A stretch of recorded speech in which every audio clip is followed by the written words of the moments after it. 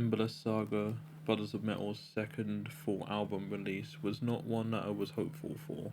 As a big fan of their first album, Prophecy of Ragnarok, when it originally released independently, I fell in love with this band back then, and when they did the single releases for New York 1 and Brothers Unite, I was pretty skeptical, especially with Brothers Unite.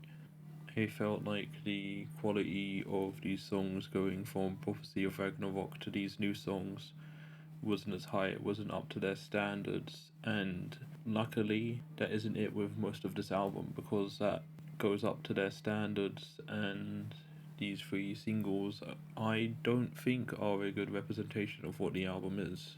Anyway, to get on track with the album, the first song is an introduction that's a rhyme setting up, well, the first three songs of the album, Power Snake, Hell, and Chainbreaker. Now, I ended up really enjoying two out of the three of these songs. The other one I found was still good, but the other two just overshadowed it for me. And the one that I thought that got overshadowed was Power Snake. I mean, it's a good power metal song, it's a good Brothers of Metal song, but it just gets shattered by Hell being a song that has a much deeper and hard hitting style, especially towards the end where Joachim's vocals get a lot more heavier, and I think it's the heaviest he's been in this album. Quite aggressive, very growly, so if you like that, you're gonna get a lot from Hell. But back to Power Snake very quickly. I want to emphasize that I really did enjoy Power Snake. I thought it was a pretty good power metal song. I think it's a good song in general, and I will probably be coming back to this song to re-listen to it quite often. But unfortunately, Hell is just such a good song that knocks it out of the park. Power Snake just gets overshadowed, and it's kind of like, hey, here's a good intro song after the introduction has a rhyme that sets up these three songs, and then Power Snake just compared to Hell, and when I get to Chainbreaker, it's just the weakest one, and that's a bit unfortunate. But moving on to Chainbreaker, it's a bit of a weird song structurally, because I don't think Brothers of Metal have really tried doing a song at this speed before that just goes in fast. This song is weird because it feels like a road trip song. It feels like road rock when it hits the chorus, and it's quite catchy all the same.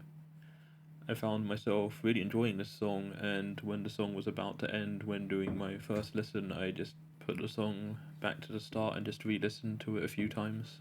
I really liked this song, and I think for me, this song was a highlight of the album. I don't think much other people would agree, but I do think it's just a really solid song. I feel like people would get more out of Hell. I think that's an argument to be had, but I will be over here on the hill for Chainbreaker instead of the hill for Hell. But all the songs are still good, so I'm not really complaining. Now, keeping on that train of trying something different, Kanna's Daggers, I'm most likely pronouncing that wrong, is a bit of a weird one as well, considering that this song is very poppy when it comes to symphonic power metal. I wasn't expecting it. Eva and Joachim are constantly singing on the song, they're singing in unison throughout most of the song, and it's a pretty catchy song. I mean, to most this might seem a bit generic, but you know what? This is the first time that they've really done this, and well, for one, I'm going to give it a pass, and two, I enjoyed the song. So to me, this was a good one. In the grand scheme of this album, I don't know if it will end up being my favourite. I mean, I might come back to this one long term. This might be an easier listen in the long term than the short term. You know, it's a safe song. I'm not saying every band needs a safe song, but it's a safe one in the album for me, so I just think it's a good listen. Now, these more experimental songs where they change up the style is all well and good, but Theft of the Hammer is a very Brothers of Metal song, reminding me very much of Prophecy of Ragnarok, where it just doesn't take itself that seriously. And I can give you an example of this because it holds probably my favourite line on the album, which is, held, funnily enough, at the start in the third and fourth lines, and that is give it back at once you thief or I'll go tell my dad. Alongside this, it's just a solid Brothers of Metal song that's just very them. Eva and Joachim are doing their parts. This song is also another good showcase of Joachim's vocal work and showing off more of his variation and what he can do. Throw in Matt's vocals towards the end, and yeah, you've got a very Brothers of Metal song with a pretty sweet guitar section that helps keep the song together and put it in a nice package of kind of ridiculous, but in that Brothers of Metal style that I have come to love. Now, on that subject of what I love, they decided to do a power ballad, and you know what? Again, it's another really good song. I did not expect them to do this, and it's a very slow build as well, something I didn't expect them to really do. Eva does some fantastic vocals in this, and Joachim kicks in around the midpoint of the song to join in. But just in general, it's a surprisingly good song that I just didn't expect them to do. But it's set up in a power ballad format. I mean, not many people will probably end up enjoying this, but I do think it stands out from most generic power ballads, since this song isn't really about lost love or anything like that. It's about, something that's completely different. So it's just taking that format and putting a twist on it. And it is worth the listen if you're willing to just push yourself through a power ballad if you don't enjoy them. Trust me, it's worth it. Moving on from that, next up is Njord, the first of the 3 singles that they released. And back to what I said about I was pretty skeptical, because this wasn't the song I was skeptical about, it's the other 2. I really enjoyed Njord as a song.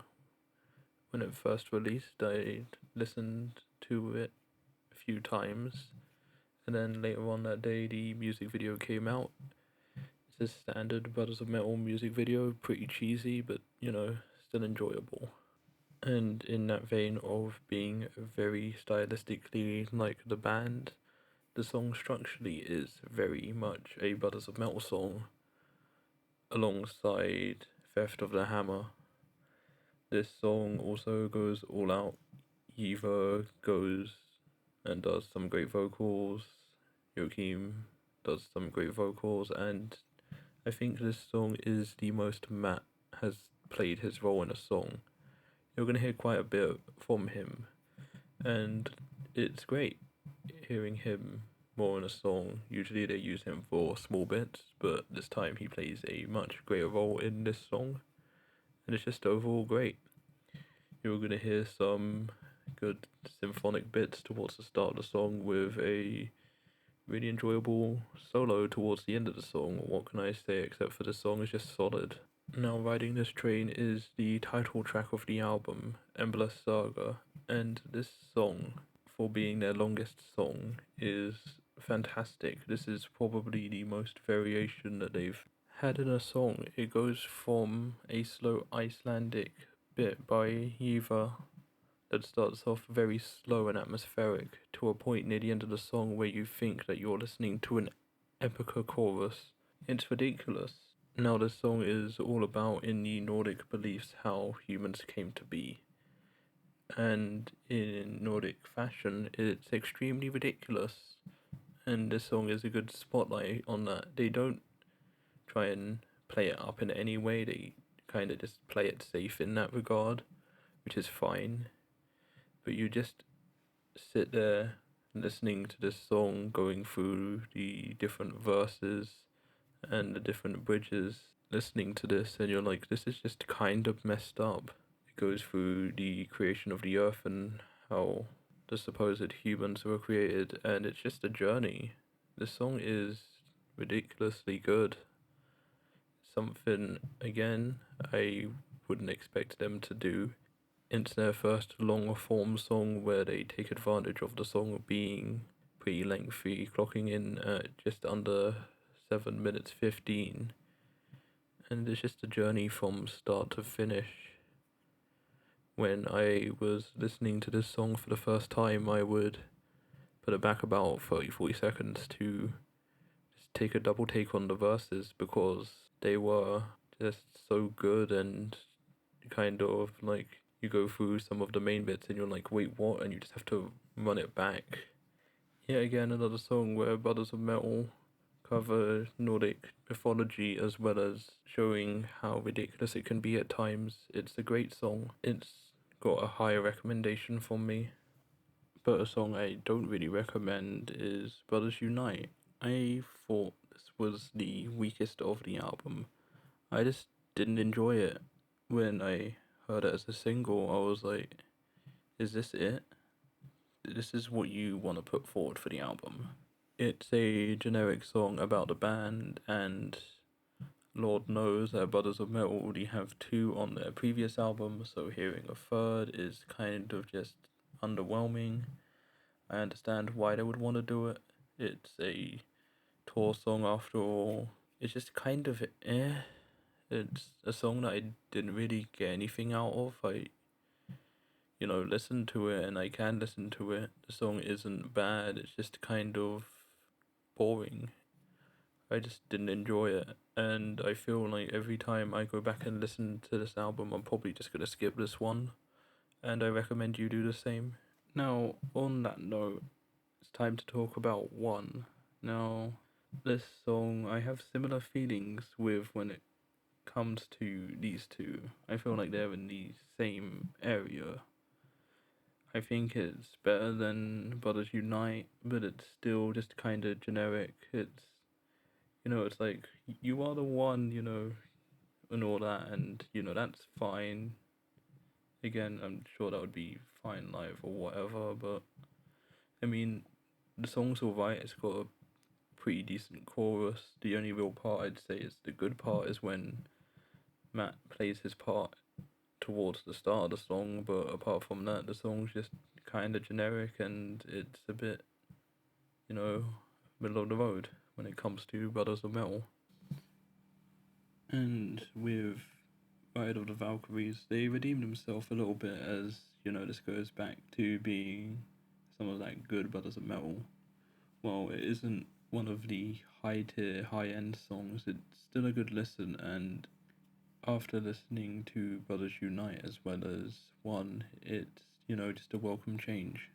And finally, we come to the final song of the album, To the Skies and Beyond, and this is a good closing track. I ended up really enjoying this. I thought it was a good end. It's a heavily symphonic song. This is the most symphonic song on the album, with a part towards the end that's a small break that's very Twilight Force, in the way that it's just over the top in a good way, and I can't really explain it. It's just uplifting. After listening to all these other songs, it's kind of like look to the future, and it's very over the top, and it serves its purpose. It's the final song of the album. It ends on a really high note, and it just kind of wraps this album up nicely. And this leads me to the end of the album, and from those 3 singles, I was quite skeptical. I came out extremely happy with this album. Yeah, it's got 2 songs that were, not great. One of them I just didn't like, and one of them was kinda But I ended up enjoying all the other songs. I ended up enjoying the intro. I thought it was great from start to finish. I've listened to these songs quite a few times since the album released. Usually I give an album maybe 1 or 2 listens. 1 if I'm really confident, 2 if I just want to retake. I've listened to this album probably twice, and some of the songs on here maybe 4 or 5 times. Found this album extremely easy to just come back to and re-listen to. It's a high recommendation. I'm gonna give this album an 8.8. I don't want to give it a 9 or anything higher. It maybe if One was a little bit better, or Brothers That Unite wasn't on the album, then I would put it in, the 90s range, but with those on the album, they just kind of ruined it for me. Overall, it's still a good album. You may disagree with my score and say that I'm judging the album a bit too harshly, but do you know what? I still love this album, and I think it's a good album to show people to get into Brothers of Metal. So yeah, it's a high recommendation. Anyway, that's all from me.